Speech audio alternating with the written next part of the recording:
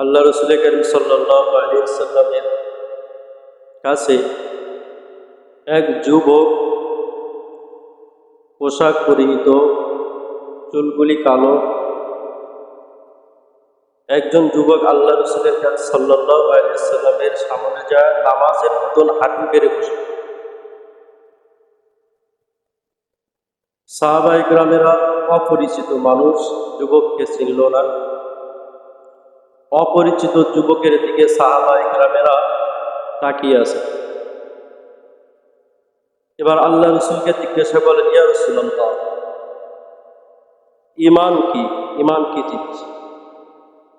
ওই যুবক আল্লাহ রসুলকে জিজ্ঞাসা করতেছেন যে ঈমান কি? আল্লাহ রসুল বলেন, ঈমান হলো আমানতু বিল্লাহি ওয়া মালাইকাতিহি ওয়া কুতুবিহি ওয়া রুসুলিহি ওয়াল ইয়াউমিল আখির ওয়াল কদরি খাইরিহি ওয়া শাররিহি মিনাল্লাহি তাআলা ওয়াল বা'থি বা'দাল মাউত। আল্লাহ রসুল বলেন যে 6 জিনিসের উপরে বিশ্বাস রাখার নাম হলো ঈমান। বিশ্বাসের নাম ঈমান। আল্লাহ রসুল বলেন, 1 নম্বর আল্লাহকে বিশ্বাস করা। কাকে বিশ্বাস করা? আল্লাহকে বিশ্বাস করা। 2 নম্বর যত ফেরেশতা আছে তাদেরকে বিশ্বাস করা, ফেরেশতাগণের উপরে ঈমান আনা। কথা বুঝতেছেন? 3 নম্বর আল্লাহ যত কিতাব পাঠিয়েছেন ওগুলিকে বিশ্বাস করা, ওগুলির উপরে ঈমান। 4 নম্বর যত নবী রাসূলকে আল্লাহ তাআলা প্রেরণ করছে, দুনিয়ার ভিতরে পাঠাইছে, তার উপরে ঈমান আনা। 5 নম্বর তকদিরের উপরে বিশ্বাস করা। 6 নম্বর পরকালকে বিশ্বাস করা। কথা কি বুঝছেন? এই 6টার উপরে যদি আপনার বিশ্বাস না থাকে, আপনি জানেনও না, বোঝেনও না, বিশ্বাসও নাই, ও মুসলমান নয়। ও মুসলমান কি? তাহলে জানতেও হবে, আবার বুঝতেও হবে, মানে অর্থ কি বলছে বুঝতেও হবে, কালাম, আবার এগুলিতে বিশ্বাসও রাখতে হবে। এরপরে ওই যুবক আল্লাহ রসুলকে বললেন যে, ইয়া রাসূলুল্লাহ, ইসলাম কি জিনিস? ইসলাম কি জিনিস? তার ইবাদত করা আর আল্লাহর সঙ্গে কাউকে শরীক না করা। এরপরে আবার ওই যুবক বললেন, ইহসান কি জিনিস? ইয়া রাসূলুল্লাহ, ইহসান কি জিনিস? আল্লাহ রসুল বলেন, ইহসান হলো উবুদুল্লাহ কাআন্নাকা তারা ফাইন লাম তাকুন তারা ফাইন্নাহু ইয়ারা। তুমি এমন ভাবে ইবাদত করবা, মনে করবা তুমি আল্লাহকে দেখতেছো। কি করতেছো? আল্লাহকে দেখতেছো। যদি এটা নাও হয়, আমি আল্লাহকে দেখি না, কিন্তু আল্লাহ তাআলা আমাকে দেখে। ঠিক কিনা?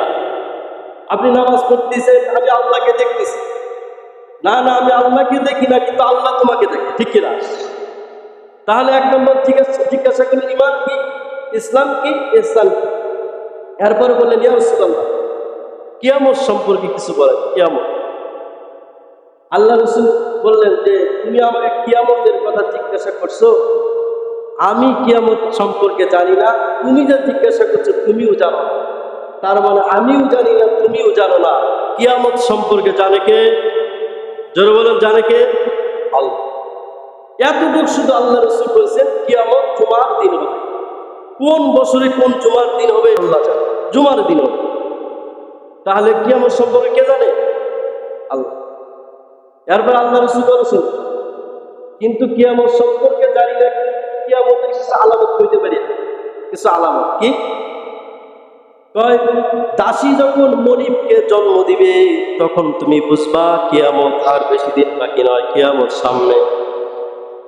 তারপরে অযোগ্য লোকগুলি যোগ্যতার স্থান দখল করে নিবে, তাহলে তুমি বুঝবা কিয়ামতের আর বেশি দিন বাকি না। ঠিক কিনা? অযোগ্য মানুষগুলি যোগ্যতার স্থান দখল করে নিবে, তখন তুমি বুঝবা কিয়ামতের আর বেশি দিন বাকি। তারপর আল্লাহ রাসূল বলেন, নিম্ন শ্রেণীর মানুষগুলি, নিম্ন শ্রেণী, এগুলি দালান কোঠা বানাবে, বড় বড় অট্টালিকা বানাবে, যেগুলি মানুষকে আগে মানুষ কোনো গণায় ধরত না, যখন বড় বড় টিকা বানাবে, বড় বড় বাড়ি বানাবে, তখন তার সালামের আর শেষ হবে না। তাকে সালাম দেয় না, সালাম দেয় হলো তার টাকা। ঠিক কিনা? নিম্ন শ্রেণীর মানুষগুলো অট্টালিকা বানাবে, যেগুলিকে মানুষ আগে গণাই ধরতো না, গণাই ধরতো না। তারা টাকা পয়সা হয়ে বড় বড় বিল্ডিং বানাবে, মানুষ তাকে সালাম দিতে থাকবে। আসলে তাকে সালাম দেয় না, সালাম দেয় হলো তার টাকাকে। ঠিক কিনা? তার টাকাকে সালাম। আল্লাহ রাসূল বলেন, তাহলে তুমি বুঝবে কিয়ামত কাছাকাছি। এরপর আল্লাহ রাসূল বলেন যে কিয়ামত কত কাছে, এই শাহাদাত আঙ্গুলের মাধ্যমে। এই দুটো একত্র করে বলেন, আল্লাহ রাসূল বলেন এই দুটো যেমন পাশাপাশি, সামান্য ব্যবধান, সামান্য ভাগ। আল্লাহ রাসূল বলেন কিয়ামত আর বেশি দিন নয়, কিয়ামতও এরকম কাছাকাছি। আল্লাহ যে আমাকে শেষ নবী হিসেবে পাঠাইছে, এটাই আল্লাহ তাআলা বুঝায় কিয়ামতের আর বেশি দিন বাকি নয়। কেন? আমাদের নবী শেষ নবী, আমরা হলো শেষ উম্মত। ঠিক কিনা? শেষ উম্মত, শেষ নবী হওয়ার মানে কিয়ামত আর বেশি দিন বাকি নয়। কথা কি বোঝা গেছে? যদি এরপর আরো নবী হতো বা উম্মত আসতো, তখন তাহলে বোঝা যেত কিয়ামত আর দূরে আছে। ঠিক কিনা? যেহেতু আল্লাহ রাসূল বলেছেন আমি শেষ নবী আর আমার উম্মতেরা শেষ উম্মত, তাহলে বোঝা গেল কিয়ামত আর বেশি দিন বাকি